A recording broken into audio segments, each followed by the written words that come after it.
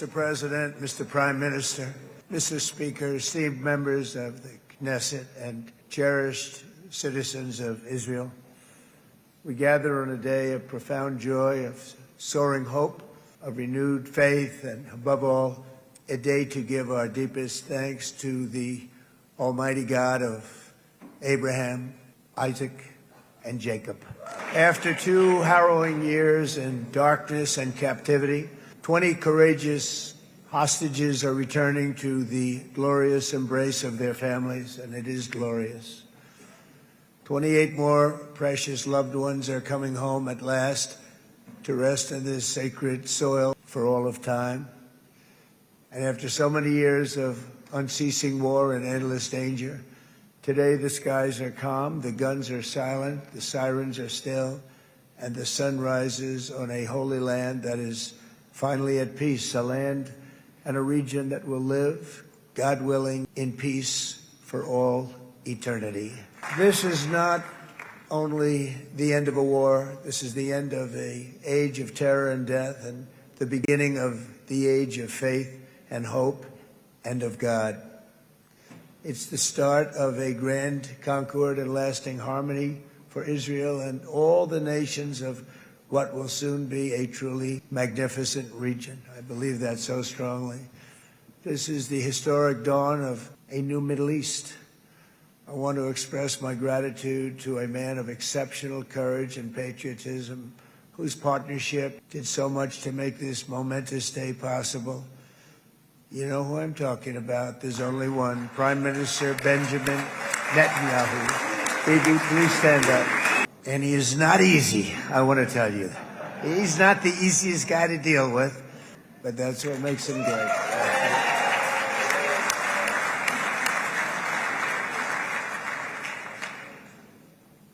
Thank you very much, Bibi. Great job. And let me also convey my tremendous appreciation for all of the nations of the Arab and Muslim world that came together to press Hamas to set the hostages free and to send them home. We had a lot of help from a lot of people that you wouldn't suspect, and I want to thank them very much for that.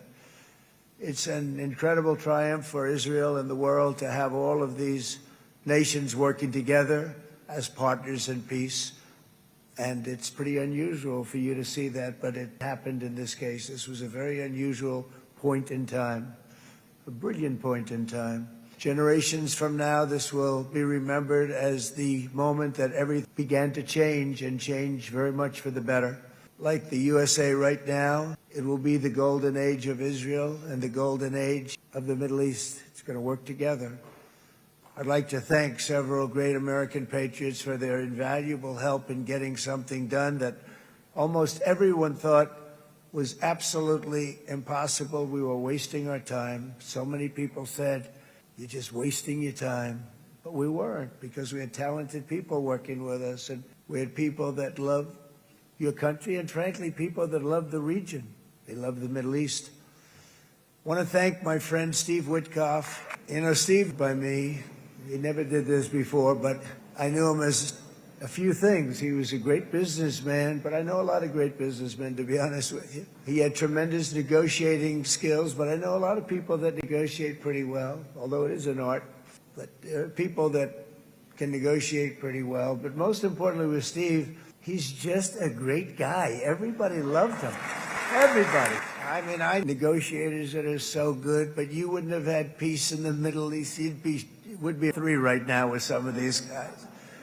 Everybody loves Steve, and they respect him, and they somehow can relate to him. I've known him for many years, and I've seen it over and over again. Please, member Kasif of the hall. Please expel him immediately. That was very... So back to Steve. But I tell one story because he was so involved, and then we called in Jared. We need that brain on occasion. We got to get Jared in here. We got to get a certain group of people. But Steve started this all by himself. I call him Henry Kissinger, who doesn't leak. Okay? Henry is he leaked. Steve doesn't leak. Steve just wants to get the job done. He wants to do what's right. But I'll give you just a quick story because, as you know, he's working on the war with Russia and Ukraine, a war that would have never happened if I were president. A shame. 7,000 young soldiers a week are being killed. More than that this last week. It's a shame. It should have never happened. But it did happen, and we won the race, and I took over this horrible war that's been raging, and I thought it would be easily settled. I thought it was a hell of a lot easier than doing what we just did very successfully with Israel and a lot of other people. But this came first, and get that one. But I set up a meeting for him to meet with President Putin, thinking it would be a 15 or a 20-minute meeting. Steve had no idea about Russia, had no idea about Putin too much, didn't know too much about politics, wasn't that interested. He was really good at real estate, but he had that quality that I was looking for, and I didn't see it around in too many ways. And I set up the meeting with Putin, and I called. I said, is Steve finished yet? It was about a half an hour into the meeting. No, sir, he's not. He's still inside. This is in Moscow. I said, well, how's he doing? I don't know, sir. He's still inside. I called up an hour later. Let me speak to Steve. Sir, he's still with Putin. He's with President Putin. I said, wow, that's a long meeting, 1 hour. I called up an hour later. He was still with Putin. 3 hours later, he was still with Putin. 4 hours later, he started to get the word that he was going to be coming out soon. And in 5 hours, he came out. I said, what the hell were you talking about for 5 hours? And he says, just a lot of interesting things. We're talking about interesting things, including what he went in there for, but you can't talk about it for 5. You can talk about it for a certain period of time, and you know what you're getting. But that's a talent. That's it can do that. Most people I'd send in, number one, they wouldn't be accepted. Number two, if they were the meeting would 5 minutes. And that's what happens with Steve. Everybody loves him. They love him on this side. They love him on the other side. And he really is. He's a great negotiator because he's a great guy. So thank you very much, Steve, very much. And let me also give a very special thanks to someone who truly loves Israel. In fact, loves it so much that my daughter converted. My daughter know this was going to happen. And Ivanka's here. And Bibi, you do know this was not in the cards for me. You understand that. And she is so happy, and they are so happy. At least I think they're happy. If they're not, we have a big story, right? No, they have a great marriage, and they get along great, best friends. They have a very special relationship. But Jared has been so helpful. He really is special. He established the Abraham Accords with a group of very wonderful people. I like calling it the Avraham Accords because people that, right? Avraham. It's so cool. It's so much sort of nicer, you know, the verses. I just don't want to sound too sanctimonious when I do it. So, you know, I sort of, this is where we keep everybody happy. But we have some very great talent. They have no excuses for anything that's taken place because we had some unbelievably good people working on this. And then you're going to add a man named Marco Rubio, who is also here. That's right. And I have a prediction that Marco will go down, I mean this, as the state in the history of the United States. I believe that. I believe it. And, you know, we really fought it. Remember, he was tough. He was nasty.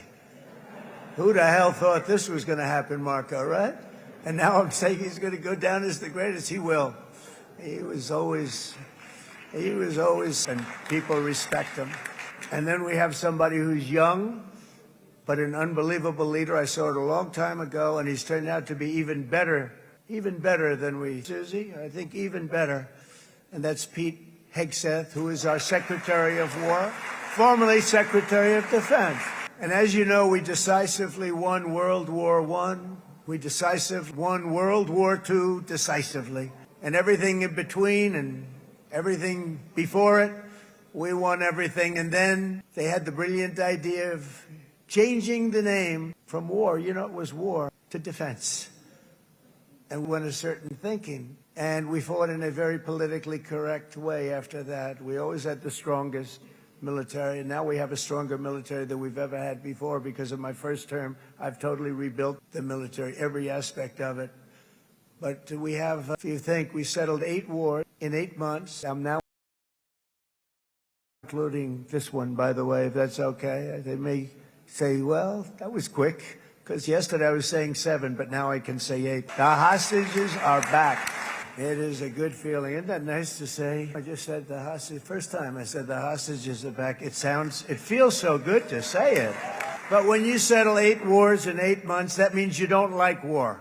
Everyone thought I was going to be brutal. In fact, during a debate, she said, look at him. He's going to go to war with everybody.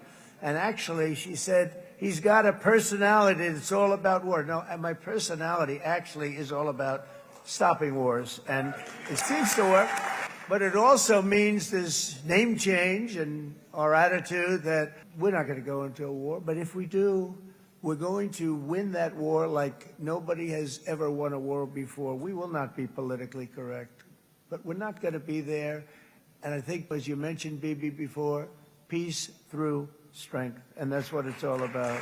The United States has the greatest and most powerful military in the, right now, history of the world. I can tell you we have weapons that nobody's ever dreamt of. I only hope we never have to use them. I rebuilt the military. I was proud to do it, but some of the things I hated to do. I hated certain of the weapons because the level of power is so enormous. It's so dangerous, so bad. But we have to do what we have to do. We make the best weapons in the world, and we've got a lot of them. And we've given a lot to Israel, frankly. And they would call me so many times, can you get me this weapon? Some of them I never heard of, Bibi, and I made them. But we'd get them here, wouldn't we? And they are the best. And you used them well. It also takes people that know how to use them. And you obviously used them very well. But so many that Israel became strong and powerful, which ultimately led to peace. That's what led to peace.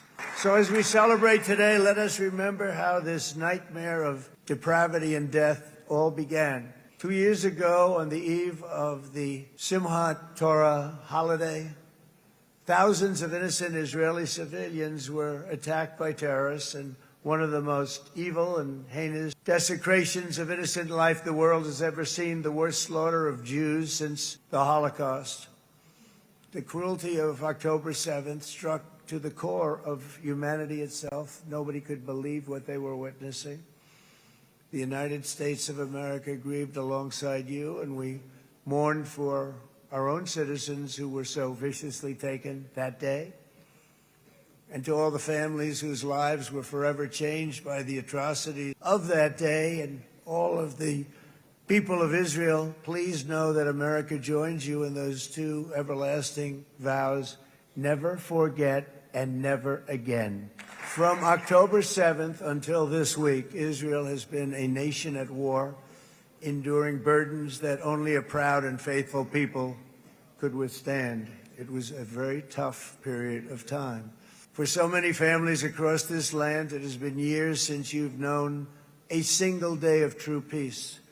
But now at last, not only for Israelis, but also for Palestinians and for many others, the long and painful nightmare is finally over.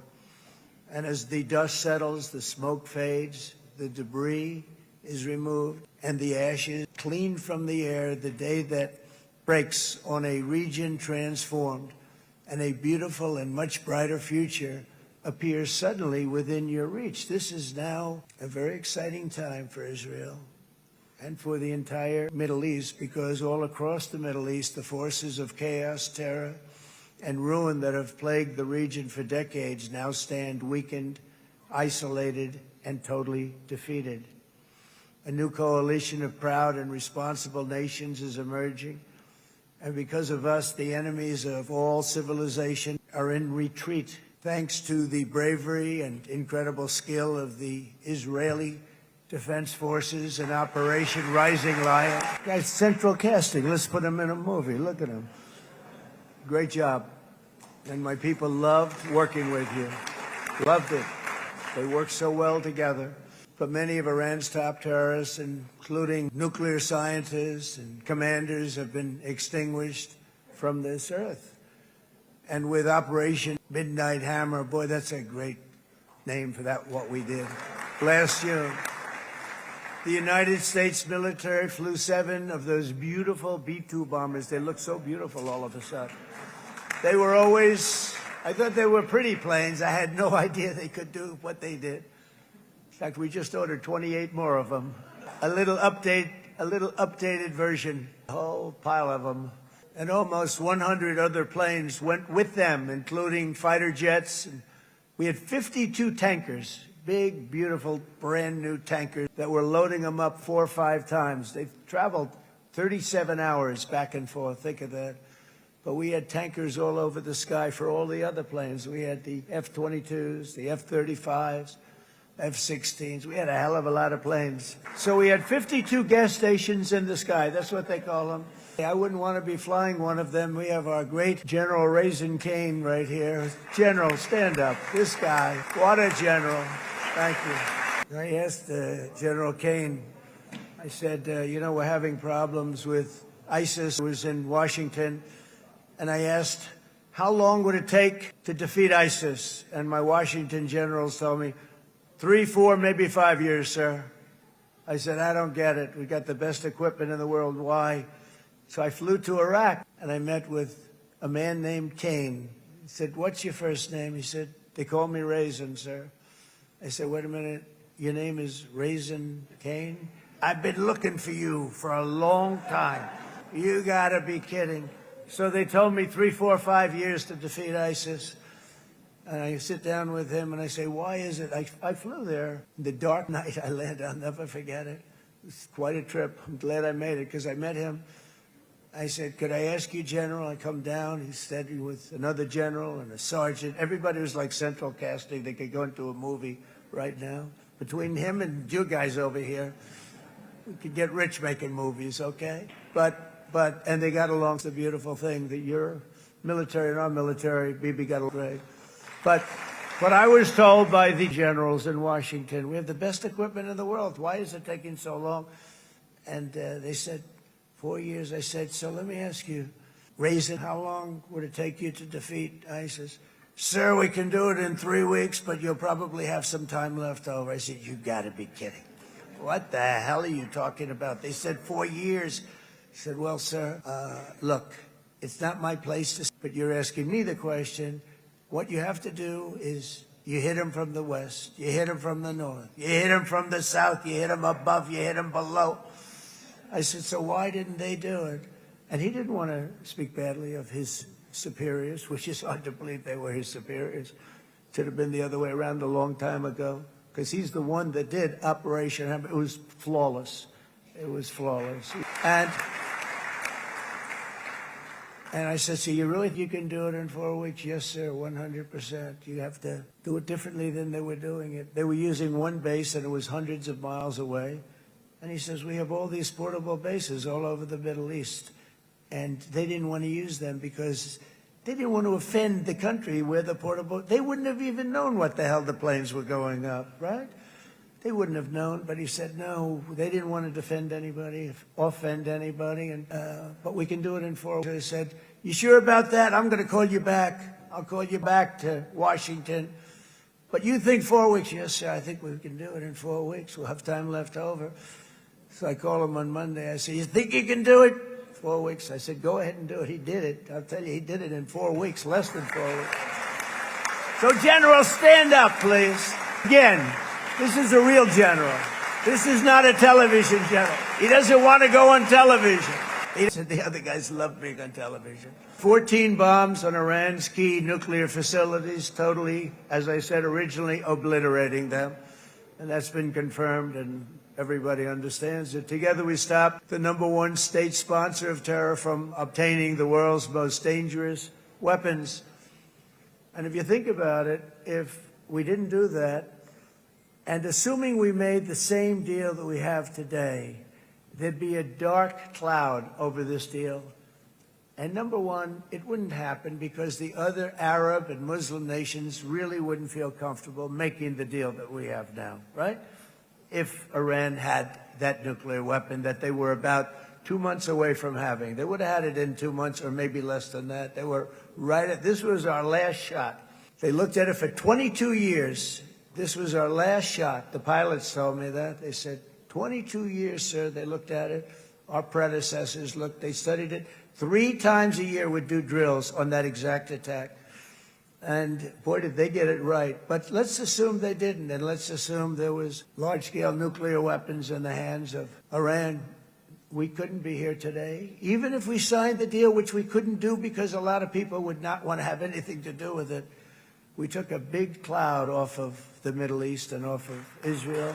And it was my honor to help. But it isn't it? That, can you imagine let's assume, Bibi, the same documents, we had everything the same, but you had somebody out there that was, in the opinion of everybody, all-powerful in the Middle East. They took a big hit, didn't they? Didn't they take a big hit? Boy, oh boy. Got it from one side, from the other. And you know it would be great if we could make a deal with them, and I think that's big. Would you be happy with that? Wouldn't it be nice, I think? Because I think they want to. I think somebody said, sir, they're starting their nuclear program again. I said, let me tell you something. They're not starting anything. They want to survive. The last thing they want to do is start digging holes again in mountains that just got blown up and they're not doing it. They want to survive, okay? But I think we have a chance. Steve, you, I think, Jared, come on, I'll call you back for another one. We always bring Jared when we want to get that deal closed. We bring Jared, but Steve, you and Jared and the General and Pete and Marco, you'll get that deal done easy. I think that'll be easy. But first we have to get Russia done. We got to get that one done. If you don't mind, Steve, let's focus on Russia first, all right? We'll get it done. In Lebanon, the dagger of Hezbollah, long aimed at Israel's throat, has been totally shattered. My administration is actively supporting the new president of Lebanon in his mission to permanently disarm Hezbollah's terror brigades. He's doing very well. And build a thriving state at peace with its neighbors. And you're very much in favor of that, I know. And that's good things are happening there, really good things. And with this week's ceasefire, we've achieved the most challenging breakthrough of them all. The most challenging breakthrough maybe ever. I've never seen anything like it. I've been involved in a lot of success. I have never seen anything like what's going on today all over the world. People are dancing in the streets, not just in Israel. They're dancing in the streets of countries that would have never danced in the street about what's happening today. They're dancing in those streets. So this long and difficult war has now ended. Some people say 3,000 years, some people say 500 years, whatever it is. It's the granddaddy of them all. And in an unprecedented achievement, will be immediately demilitarized, that Hamas will be disarmed, and Israel's security will no longer be threatened in any way, shape, or form. So Israel, with our help, has won all that they can by force of arms. You've won. You've won. Translate these victories against terrorists on the battlefield into the ultimate prize of peace and prosperity for the entire Middle East. It's about time you were able to enjoy the fruits of your labor, Mr. Opposition Leader. He's a very nice opposition leader. I think. No, he's a nice man. Good. He knows what he's doing, right? No, a very nice guy.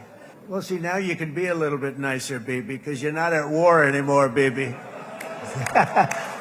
But only by embracing the opportunities of this moment can we achieve our goal of ensuring that the horrors of recent years will never happen again. You don't want to have to go through this again.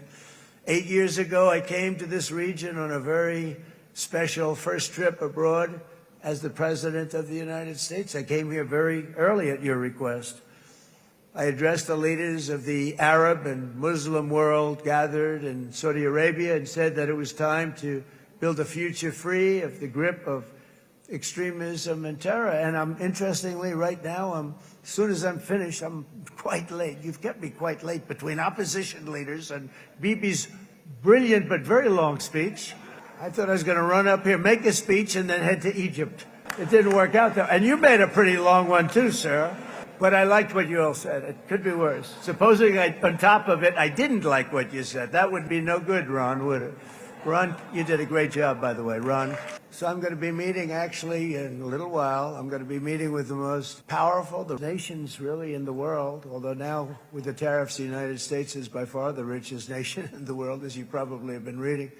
But the richest nations, most, tremendous, some tremendous people in many cases. Some I wouldn't say necessarily I would endorse, but I will tell you some incredible people that really helped us make this all possible. So I'll be going there. I'll be quite late.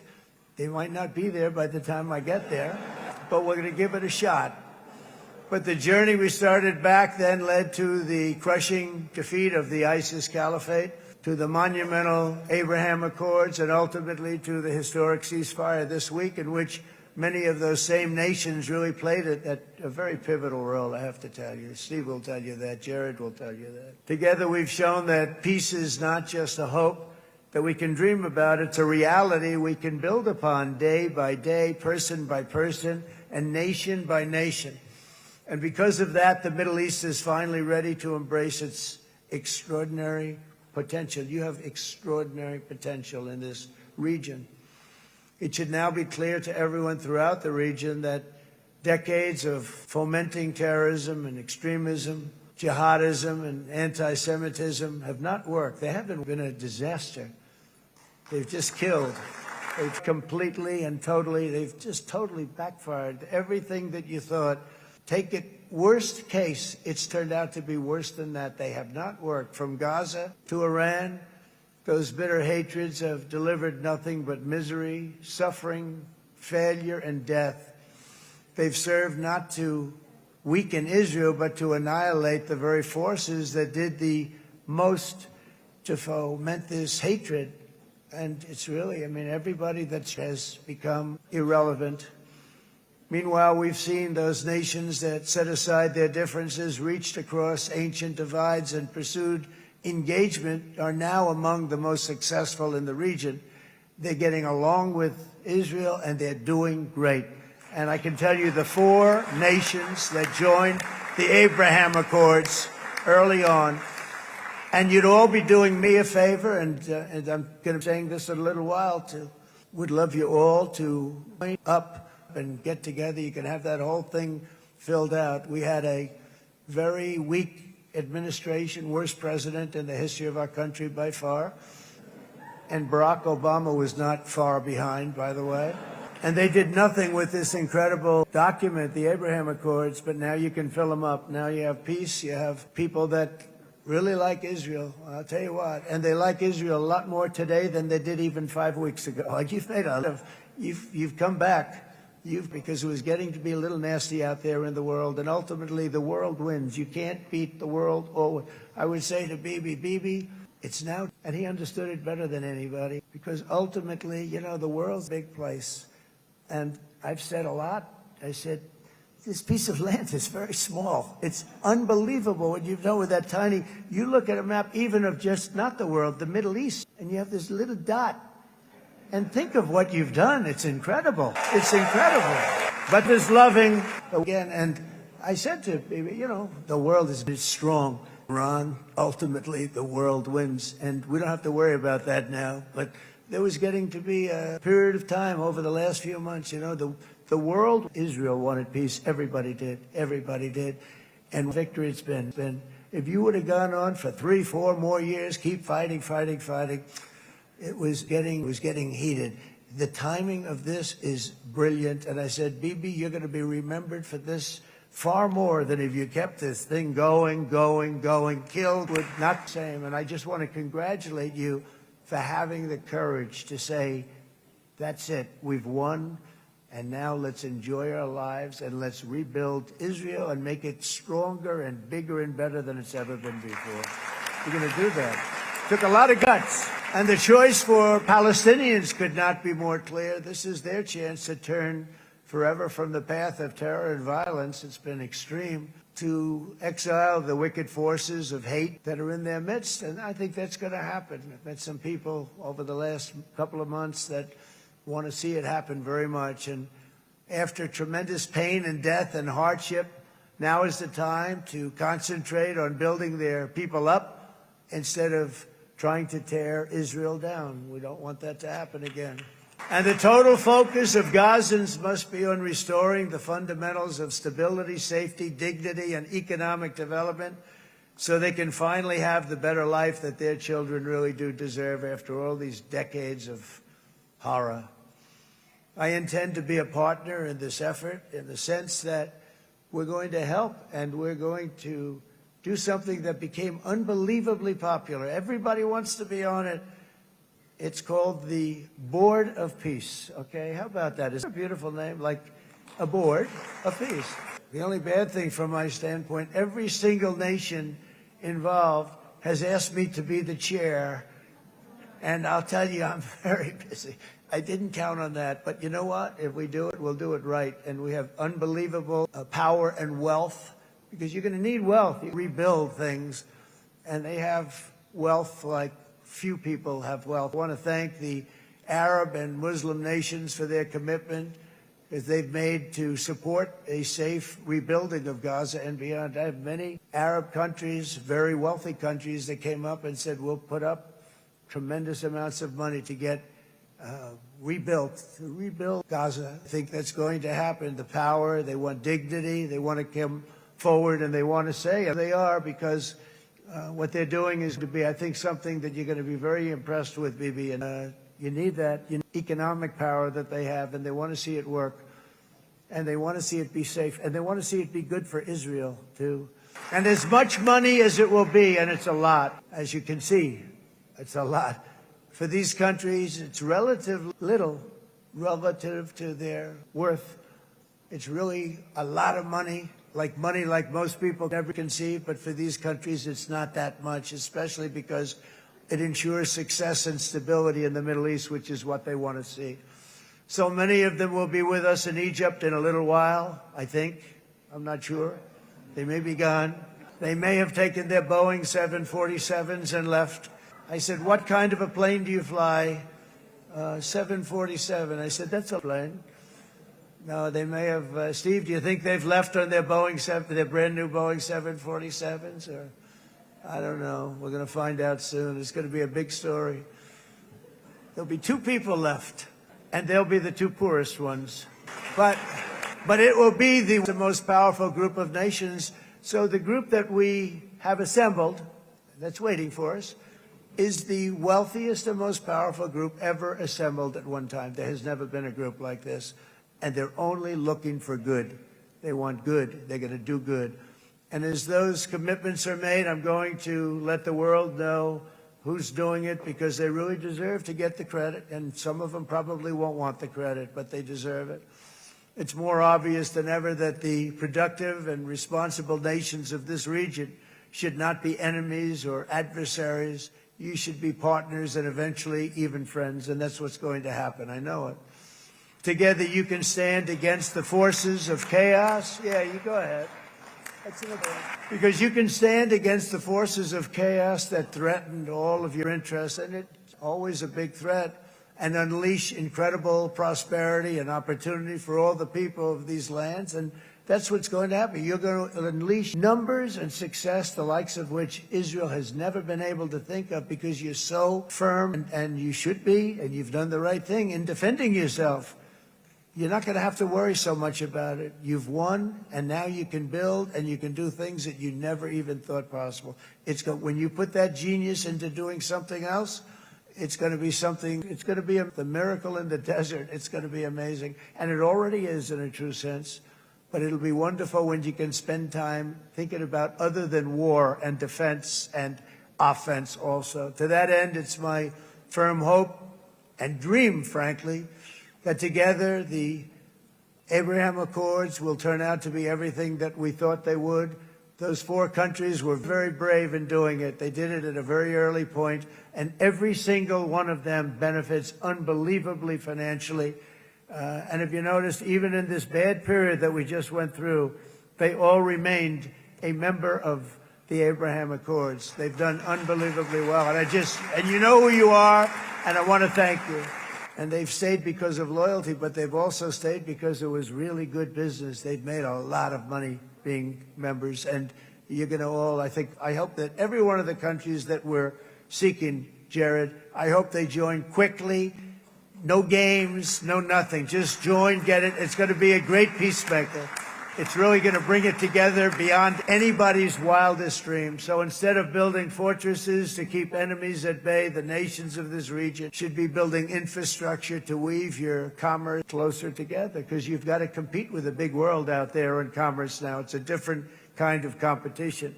Instead of making weapons and missiles, the wealth of this region should flow to schools and medicine, industry, and frankly, the new hot thing, artificial intelligence. Boy, it's a lot of intelligence you're going to have to be throwing off to pay back these sums of money that they're doing. But that's really the hot one. And I might say that the United States, a year ago, was a dead country. I say it to people. I heard it from UAE. I heard it from Qatar. I heard it from many other countries. A year ago, the United States of America was a dead country. Now it's the hottest country anywhere in the world. It is the hottest. There's no question about it. In fact, if you go back a year ago, before the election, although once we had November 5th, we became hot because people got it. I would say November 5th was the time that we became really hot. But once you go back a couple of years, if I were in charge and the country was doing what they nobody was going to be to speak. Nobody asked Joe Biden to come up and speak, I guarantee you that. And if they did, he would have turned them down, I promise you. He didn't speak. He didn't speak well. But all of the countries in the Middle East, what we're doing could have happened a long time ago, but it was strangled and set back almost irretrievably by the administrations of Barack Obama and then Joe Biden. There was a hatred of Israel. There was an absolute hatred. The setbacks really started when President Obama signed the Iran nuclear deal. This was a disaster for Israel, and it was a disaster for everyone. And I remember that Bibi Netanyahu came to the United States and worked so hard to try and get Obama not to do that deal. He worked so hard, but it was like talking to a wall. I remember him telling me it was like talking to a wall. They wanted to go with Iran. They chose Iran, frankly, over a lot of other good nations, but specifically Israel. And that was the beginning of a very bad period of time. You had Obama go out, and the Iran nuclear deal turned out to be a disaster. And by the way, I terminated the Iran nuclear deal, and I was very proud to do it. Even to Iran, whose regime has inflicted so much death on the Middle East, the hand of friendship and cooperation is open. I'm telling you, they want to make a deal. That's all I do in my life. I make deals. I'm good at it. I've always been good at it. And I know when they want. Even if they said, we don't want to make a deal, I can tell you they want to make a deal. All right? They do. They want to make a deal, and we're going to see if we can do something, because this is crazy what's happening, and we're not going to have this anymore. Neither the United States nor Israel bear the people of Iran any hostility. We merely want to live in peace. We don't want heads, and we don't want to even think in terms of nuclear destruction. It's not going to happen, never will happen. There's nothing that would do more good for this part of the world than for Iran's leaders to renounce terror, stop threatening their neighbors, quit funding their militant proxies, and finally recognize Israel's right to existence. They have to do that. They have to. And as you know, this is not said out of weakness. There's no weakness. But I'm going to say this, that we are ready when you are, and it will be the best decision that Iran has ever made. And it's going to happen. It's going to happen. And they're good. I know a lot of the United States. They're good people, smart, hardworking people. They don't want to see what's happened to their country. The story of fierce Israeli resolve and triumph since October 7th should be proof to the entire world that those who seek to destroy this nation are doomed to bitter failure. The state of Israel is strong, and it will live and thrive forever. One of the world's most powerful militaries. You really do. You have an amazing, what a job you've done. And the most innovative economies on earth. Those are just a few of the reasons why I'm proud to be the best friend that Israel has ever had. And they all say it in the White House. They all say it. I guess it's true because everybody says it, baby. You said it today. Thank you. But as president, I terminated the disastrous Iran nuclear deal, and ultimately I terminated Iran's nuclear program with things called B-2 bombers. It was swift, and it was accurate, and it was military beauty. I authorized the spending of billions of dollars went to Israel's defense, as you know, and after years of broken promises from many, know that they kept promising. I never understood it until there was a lot of pressure put on these presidents. Put on me too, but I didn't yield to the pressure. But every president for decades said, we're going to do it. The difference is I kept my promise and officially recognized the capital of Israel and moved the American embassy to Jerusalem. Isn't that right, Miriam? Look at Miriam. She's back there. Stand up, Miriam. Stand up. And Sheldon would come into the call me. He'd call me. I think more trips than anybody else can think of. Look at her sitting there so innocently. She's got 60 billion in the bank, 60 billion. And I think she's saying no more. And she loves Israel. And they would come in, and her husband was a very aggressive man, but I loved him. He was a very aggressive, very supportive of me. And he'd call up, can I come over and see you? I say, Sheldon, I'm president of the... It doesn't work that way. He'd come in. But they were very responsible for so much, including getting me thinking about Golan Heights, which is probably one of the greatest things to ever happen to Israel. Miriam, stand up, please. She really is. I mean, she loves this country. She loves this country. Her and her husband are so incredible. I actually asked her, I'm going to get her in trouble with this, but I actually asked her once, I said, so Miriam, I know you love Israel. What do you love more, the United States or Israel? She refused to answer. That might mean Israel, I must say. We love you. Thank you, darling, for being here. That's a great honor. Great honor. She's a woman. She is a great woman. I've always stood for this community, and I always will. I'll always be with you. I'm always going to be with you. I guess maybe something could happen to change my mind. Somebody that's really stupid gets into office and wants to do really bad things, but that's about it. We don't think we're going to have that happen. I hope we're not going to have that happen. And this man is a good man right here. These two men are good men right here. Hey, I have an idea. Mr. President, why don't you give him a pardon? Give him a pardon. Come on. By the way, that was not in the speech, as you probably know. But I happen to like this gentleman right over here, and it just seems to make so much sense. You know, whether we like it or not, this has been one of the greatest wartime presidents. This has been one of the greatest wartime presidents. And cigars and champagne, who the hell cares about that? All right, enough controversy for the day, right? Actually, I don't think it's very controversial. So, you know, I see so popular. You are a very popular man. You know why? Because you win. Over the past 2 years, I've met many of the families of the Israelis taken hostage and those that were taken hostage. Unbelievable. I've looked into their eyes. I've seen the worst nightmares of their suffering. But I've also seen something else, the beautiful love of the people, the love of people, frankly, that hold things together, the love that gives you the courage to carry on through thousands of years of persecution and repression, and to emerge with the heart of David. It's the heart of David. It's that love that's defeated the enemies of civilization, built this incredible country and this unbelievable economy, and forged one of the great democracies of the world. That is why it's a true honor to stand here today and address this assembly in your ancient and eternal now capital, Jerusalem. I'm proud to have helped in that regard. This city and this nation stand as living proof that a much brighter future for this entire region is truly within our grasp. For thousands of years, Jerusalem has been a home to Christians, Jews, Muslims, and people of all ethnicities and creeds. This is the holy center of the world's three great Abrahamic faiths. I like that too. Adorned, it's the first time I've seen that word in a while. Adorned with their sacred sites and alive with their pilgrims and visitors from every corner of the globe. But here between the Western Wall, the Temple Mount, people of every faith and background live, work, pray, serve, and raise their families side by side, and they do it with love. This is just one of the modern miracles that Israel has given to the world. And just in closing, the leaders in this chamber know better than anyone else the challenges of this harmony, and it's been easily won. No, it hasn't. It has not been. It's been so tough, but it has been, some say, a miracle. What you've done is, look at your size, look at your chances when it all started.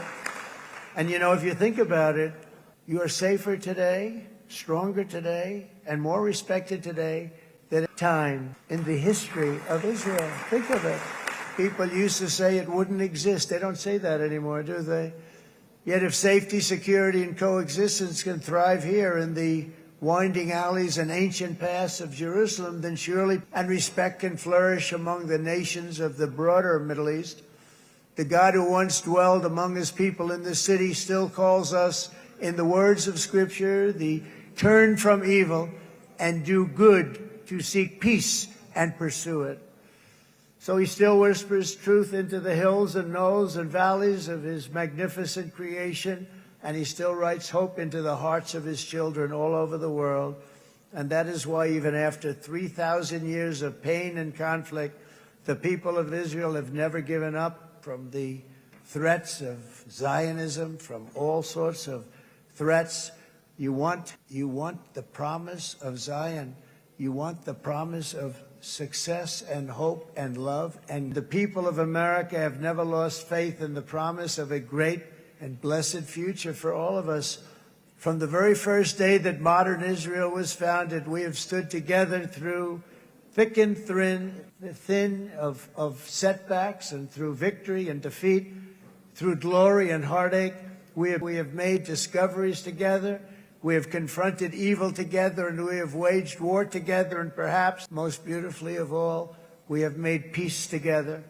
And this week, against all odds, we have done the impossible and brought our hostages home. So now we're going to forge a future that is worthy of our heritage. We're going to build a legacy that all the people of this region can be proud of. New bonds of friendship, cooperation, and commerce. From Tel Aviv to Dubai, Haifa to Beirut, Jerusalem, from Saudi Arabia to Qatar, from India to Pakistan, from Indonesia to Iraq, from Syria to Bahrain, Turkey to Jordan, to Azerbaijan, another war that I just settled. We are going to have hope, harmony, opportunity, and happiness here in the geographic center of the entire world. That's what you are. Israel, America, and all of the nations of the Middle East will soon be safer, stronger, greater, and more prosperous than ever before. And I want to thank you all once again for this exceptional honor. This has been truly an honor. It's seldom that a president is invited to do this. And I love Israel. I'm with you all the way. You will be bigger, better, stronger, and more loving than ever before. Thank you very much. God bless you. God bless the United States of America. And God bless the Middle East. Thank you, everybody. Good luck. Thank you very much. Thank you.